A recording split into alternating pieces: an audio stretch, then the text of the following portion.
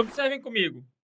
A maioria hoje está colocando fibra para banda larga de internet na própria residência, né? Hoje as empresas de telefonia, de um modo em geral, estão oferecendo cada vez mais banda larga, planos cada vez melhores e um acesso via fibra. Quando a fibra chega na tua casa, ele precisa converter aquela fibra para um cabo par trançado, para poder ligar no roteador, para poder ligar no equipamento, lá no modem. E tem uma caixinha, por exemplo, que é uma espécie de bridge, né, que é a ONU. Olha aí, ó. ONU não vai cair na prova. Só tô querendo mostrar para vocês poderem visualizar que se bobear vocês têm em casa. Normalmente o técnico, inclusive, ainda prende na parede, ainda prende, pede para você não ficar mexendo nela, para não quebrar a fibra, né? Então, seria uma espécie, né, de bridge, de ponte, né? Olha, são umas caixinhas bastante populares hoje em dia para fazer essa ligação de redes com enlaces diferentes. Então, a bridge é uma ponte. O filtro de linha para ligar a tomada, a gente matou aí a questão do MPA do Ceará, gabarito é o que? Letra A de alfa. Vamos que vamos. Galera, nesse slide eu mostro uma tela de gerenciamento do roteador. O roteador é gerenciável. Quando eu falo que o roteador é gerenciável, é porque ele tem uma interface para que eu possa ajustar ele. Na verdade, assim, existem roteadores que são gerenciáveis mesmo, permitem a criação de VLAN, né? Mas o roteador tem uma interface de configuração, o switch não. Interface de configuração. O switch não precisa ser configurado, é só você ligar os cabos e ele começa a funcionar. Essa interface de configuração, que pode se dar através de um aplicativo ou de um acesso ao próprio recurso a partir de uma página, né? Observem que eu estou acessando uma tela de um roteador TP-Link, que é bastante popular no âmbito doméstico, e ele tem aqui modo de operação. Ele pode trabalhar como um roteador wireless, ele pode trabalhar como um access point ou como um repetidor. Beleza? São modos de operação de um mesmo equipamento.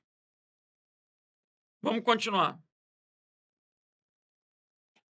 Para se ter acesso à internet através de rede Wi-Fi, deve-se estar no raio de ação, ou a área de abrangência de um ponto de acesso, que vai ser o equipamentozinho lá, roteador sem fio. Qual seria essa área de abrangência aproximadamente? Eu posso pensar em torno de 150 metros, 100 metros, tudo vai depender do roteador que você está usando, né? Da potência desse roteador, das antenas que você está utilizando, de quanto você investiu nesse ponto de acesso, por exemplo. Mas aí está em média ali, em torno de 100 metros. Esse ponto de acesso, então, é conhecido tecnicamente por... Pessoal, para ter acesso à internet através do Wi-Fi, esse ponto de acesso não é o switch, porque o switch é cabeado. Não é o firewall, porque o firewall é o quê? O mecanismo de segurança que impede intrusões. Não é uma ponte, que a ponte seria para ligar dois pedaços de rede, dois segmentos de rede. Então é um hotspot. É um ponto de acesso público, né? Um ponto de acesso à internet. Característica do hotspot. Então, gabarito aí é o que? Letra C. Próxima questão.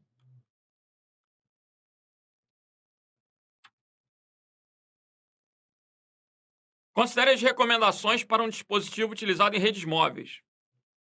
Existem várias questões importantes que devem ser consideradas na escolha e configuração desse dispositivo. É muito importante determinar quais recursos de criptografia e autenticação são suportados. Quando a gente pensa em recursos de criptografia usado em rede sem fio, vocês já podem conhecer alguns protocolos, que são o EP, WPA e WPA2.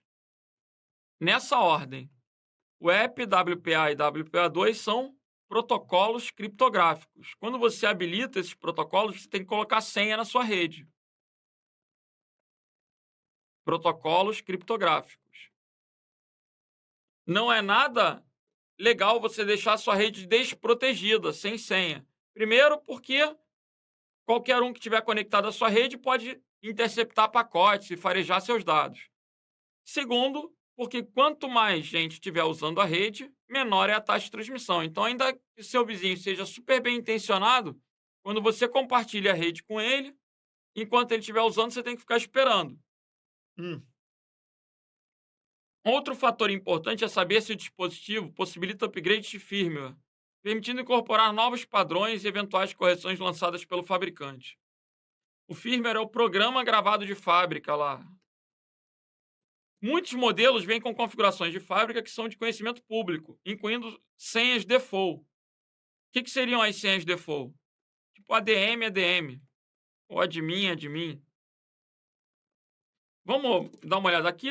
Eu acredito que o estúdio não seria tão vulnerável, né? Mas é possível. Vamos tentar aqui. 192.168.0.1. Não sei nem se esse é o IP do roteador aqui. Mas se você digitar isso na sua casa, provavelmente você vai acessar a janela de configuração do seu roteador. Esse é um endereço bem padrão, 192.168.0.1. E aí, colocando admin, admin, seria possível você alterar as configurações da tua rede, inclusive a senha da rede.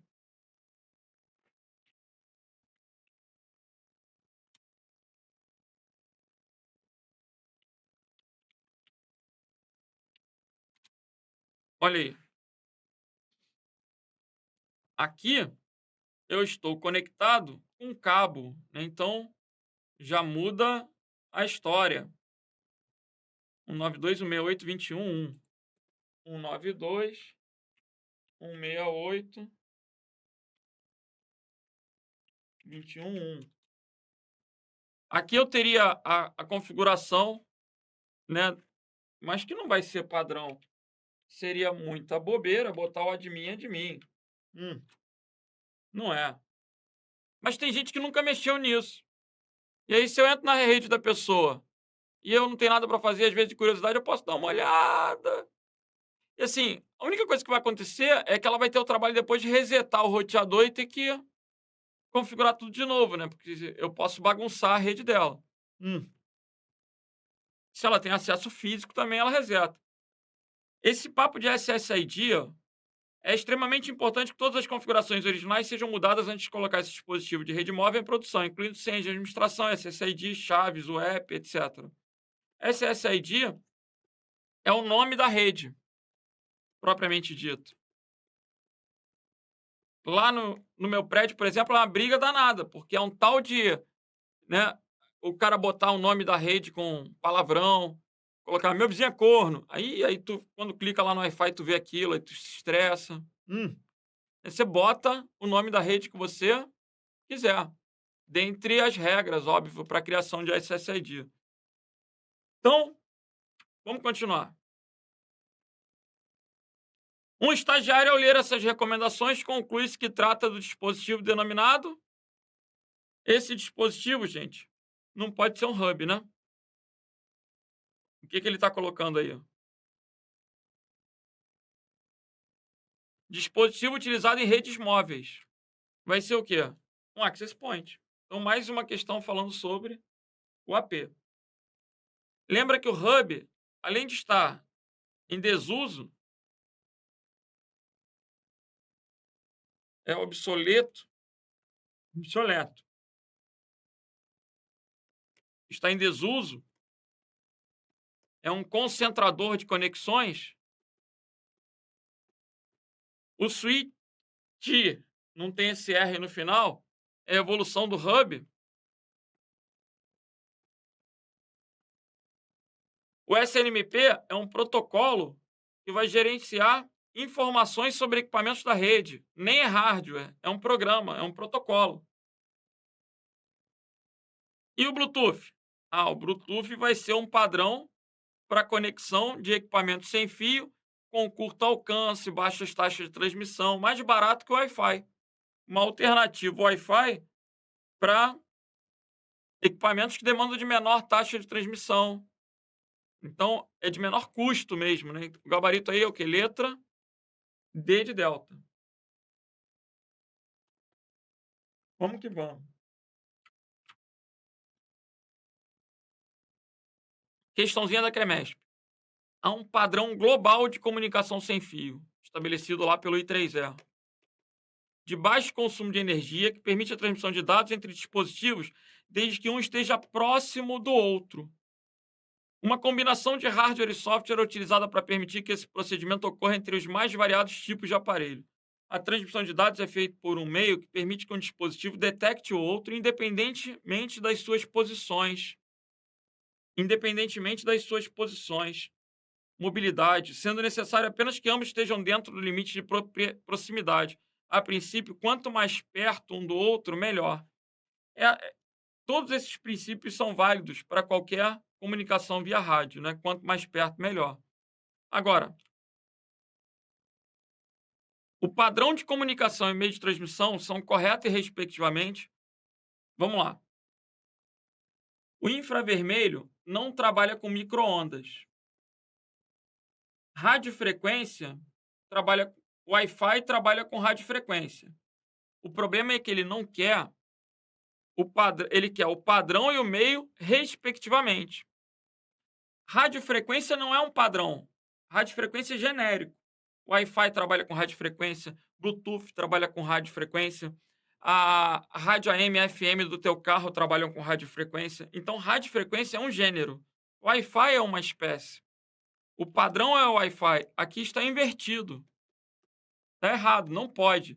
Tinha que estar primeiro o Wi-Fi e depois o rádio, para que fosse o quê? Respectivamente. Então a letra B está errada.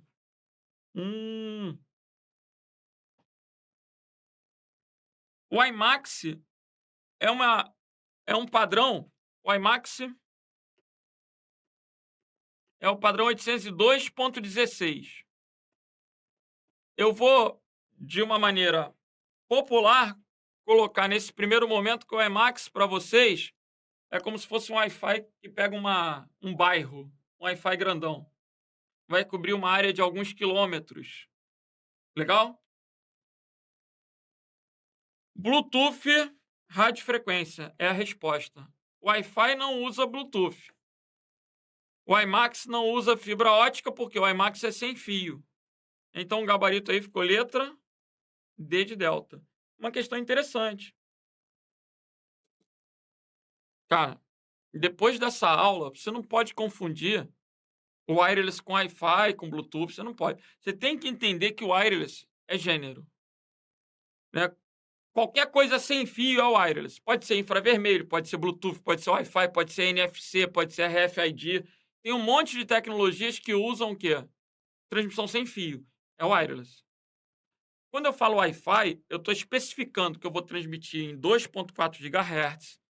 Se for no 802.11b, A, G, N, AC, tem um Wi-Fi específico. Cada Wi-Fi vai ter o quê? Velocidade, taxa de transmissão.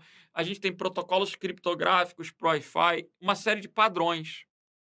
Então, quando eu penso em rádio, cara, rádio pode ser o VHF, o HF, pode ser um monte de coisa.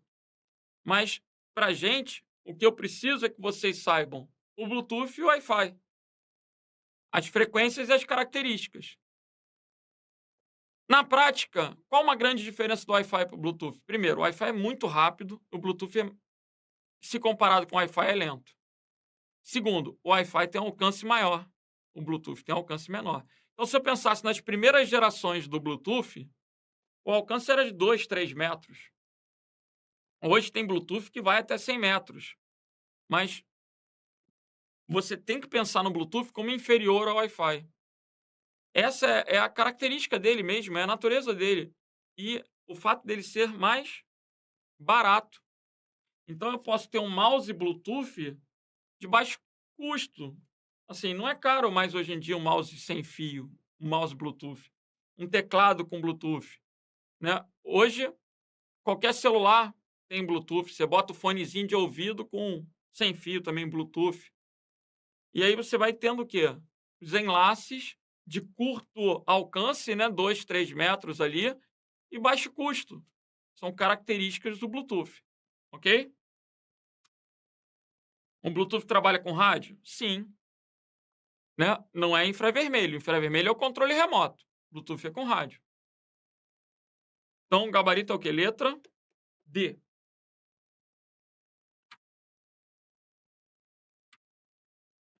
Vamos lá. Na atualidade, qual a tecnologia mais empregada em mouses sem fio, que não venham de fábrica acompanhado de um receptor USB, e também fones de ouvido sem fio? E aí? A tecnologia mais popular para mouse sem fio e fone de ouvido sem fio é o quê? Bluetooth. Então, o gabarito é letra D de Delta. Lembrando que a letra B é o infrared, né? Infravermelho. E esse Zigbee também foi um padrão de rede sem fio mais antigo, beleza? Existe esse Zigbee, só não tem relevância para concurso. Pelo menos não para gente, em noções de informática. Vamos lá, questão da ABIN. Bluetooth é uma tecnologia de substituição de cabos que permite alcance médio com velocidade mais alta e potência maior que a do Wi-Fi. Lembrando que 802.11 é sinônimo de Wi-Fi. Então, o Bluetooth é uma tecnologia alcance médio com velocidade mais alta e potência maior que o Wi-Fi? Errado. O Wi-Fi vai ter taxas de transmissão maiores, potência maior, alcance maior. Então, essa questão está errada. É um exemplo de como isso cai em prova. Agora, para o leigo, aquele que não sabe nada, que não está assistindo a aula, que não está preparado, quando o cara vê esse 802.11, ele vai tremer. E você vai sorrir. Olha outra questão aí do CESP. Uma rede sem fio que utiliza o padrão Wi-Fi N tem ambiente sem obstáculos físicos, alta capacidade de transmissão de dados, sendo capaz de atingir até 1 gigabit. Já está errado. Porque o N ia até 600 megabits. Quem aumenta, né, essa velocidade é o AC. E o AC ele tem a característica de ter mais antenas. Ele vai permitir mais equipamentos transmitindo simultaneamente. Quando ele coloca até 5 antenas, na verdade, a gente pesquisando um pouquinho, a gente observa que o padrão AC, por exemplo, ele vai poder ter até 8 antenas. Mas isso, assim, eu não vejo como tão importante para a prova. É só uma curiosidade, curiosidade. Vocês já viram os roteadores AC? Ó, roteador AC. Olha as imagens do roteador AC. Ó. Aqui a gente já começa a ver, ó, com 4 antenas, é bem comum, né, com 4 antenas. Esse aqui já tem 6 antenas. Ó.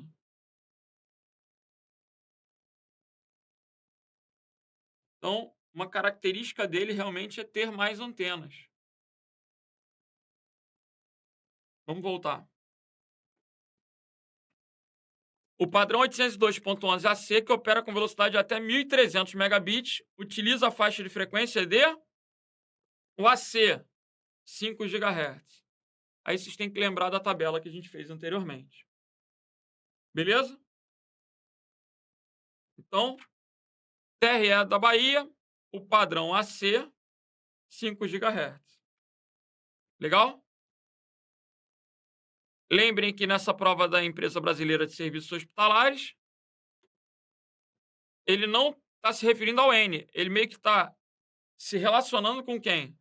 Com o sucessor do N, que é o AC. E na TRE Bahia, a faixa de frequência do AC é de 5 GHz. Então, vamos dar um intervalozinho. Já já a gente continua. Vamos que vamos. Óbvio que eu ia voltar para falar com o bate-papo, né?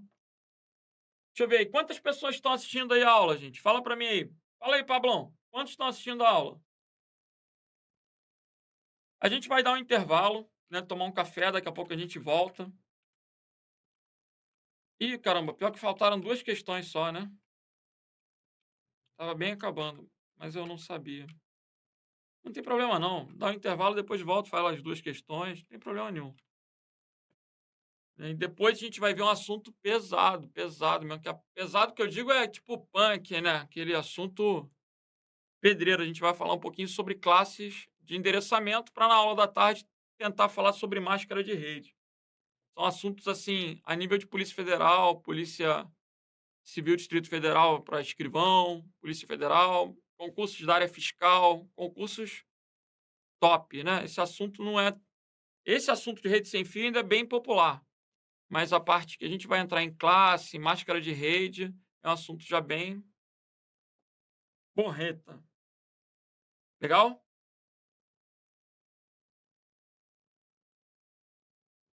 Eurênio, máscara de rede, se Deus quiser, falaremos hoje à tarde, mas para poder aprender máscara tem que saber classe. Então, assim, classe a gente vai ver agora.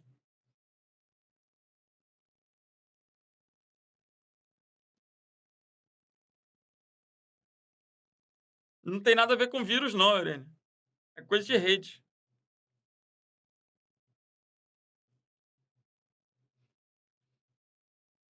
Então, se vocês tiverem alguma mensagem, alguma coisa, escreve aí. Lembrem de me seguir no Instagram, né? Quem puder acompanha lá nas redes sociais, Instagram e YouTube, principalmente, né? Lembrando também do canal do Telegram. Hoje eu não consegui publicar o material, tive que formatar minha máquina de ontem para hoje e todo enrolado. Mas o padrão é a gente publicar, inclusive, o material pelo Telegram. Legal? Dá um intervalozinho, daqui a pouco a gente volta. Vamos lá, galera. Vamos dar continuidade à nossa aula de rede sem fio. Vamos que vamos. O padrão I3E 802.11G. O que é isso? É Wi-Fi. Wi-Fi permite que as redes locais das unidades da empresa operem sem cabeamento. Wi-Fi. E com velocidade mínima de 200. Aí ficou horrível, né, pessoal? Por que essa questão da Polícia Federal está errada? Primeiro, que a gente estabelece velocidade máxima. A gente não consegue prever velocidade mínima, né? Então, mínima já está fora. A gente sempre prevê a máxima.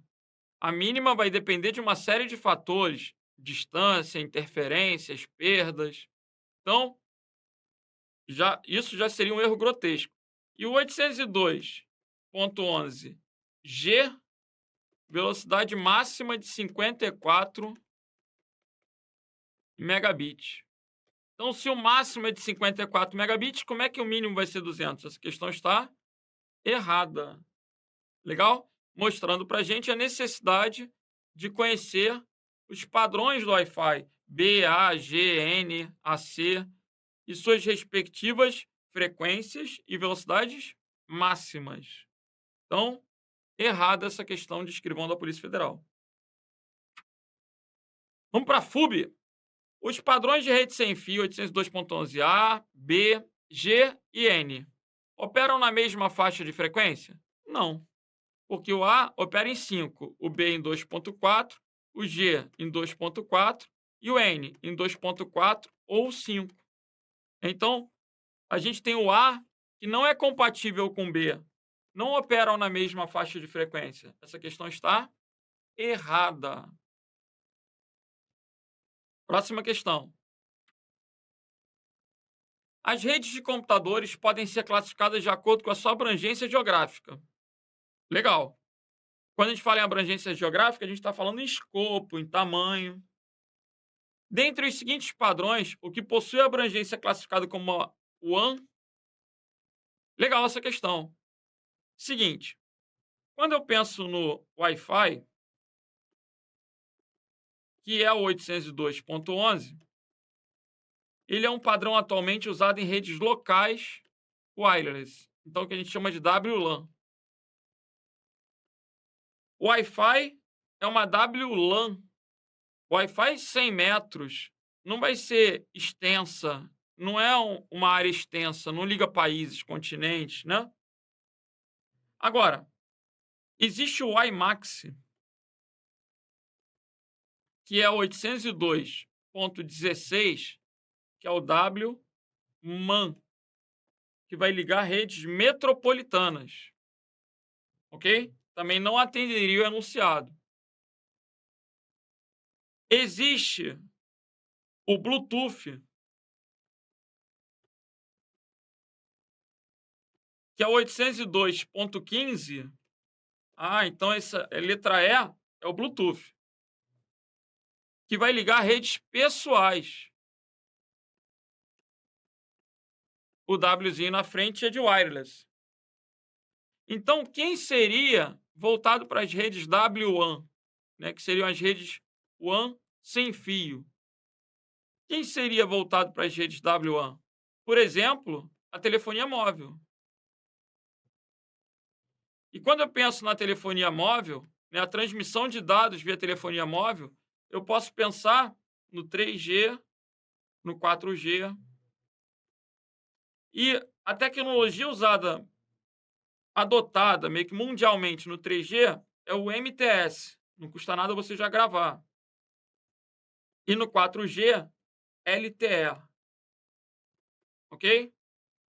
Então, o gabarito da questão do TJ de São Paulo é letra A de alfa. As redes extensas, eu vou viajar pelo mundo levando meu celular e conectado à internet numa rede 3G. Então, o gabarito é o que? Letra A, 3G, 4G. Ok? Vamos que vamos.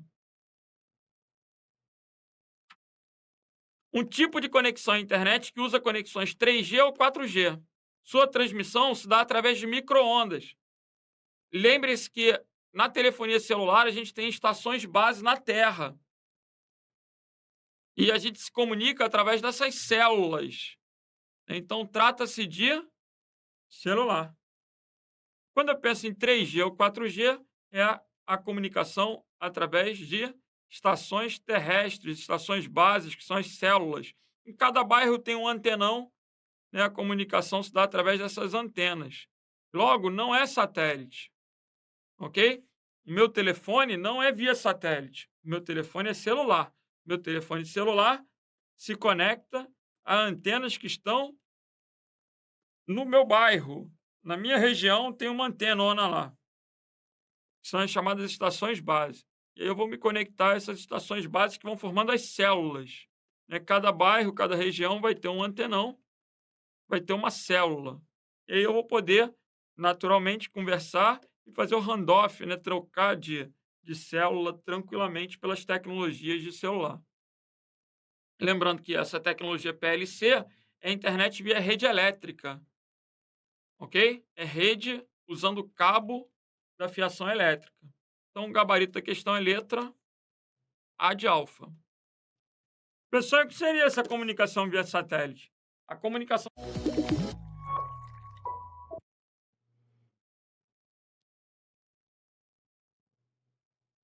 Pessoal, o que seria essa comunicação via satélite? A comunicação via satélite ela usa aí antenas, né? E satélite mesmo. Em locais que não tem nenhuma estrutura cabeada, que não tem uma maneira de acessar no deserto, na Amazônia, num navio, por exemplo, é possível utilizar a comunicação via satélite. Existia no passado um telefone chamado Iridium. Foi uma fortuna. Iridium foi um projeto da Motorola, né, com um conjunto de empresas que telefone. Olha lá, eram os aparelhos com antenão. Esses aparelhos eram via satélite. A vantagem deles era justamente de qualquer lugar, não tinha área de sombra, né? Como hoje em dia, em alguns locais com telefone celular ainda não funciona. Você vai muito para o interior, às vezes não funciona. Então, um telefone via satélite é esse telefone que tem esse antenão e tudo, mas a comunicação dele é muito cara. É uma coisa bem diferente, né? No mínimo diferente. Aqui você está vendo um carinha, tipo, esquiando, né? Com um telefone desse. Então, eu vou fazer uma expedição na Amazônia. Não sei se vale a pena levar teu celular, velho. Porque não sei se vai ter uma estação base no local que você vai. Aí talvez para um expedicionário e tudo seja bacana um tipo de telefone desse, ok?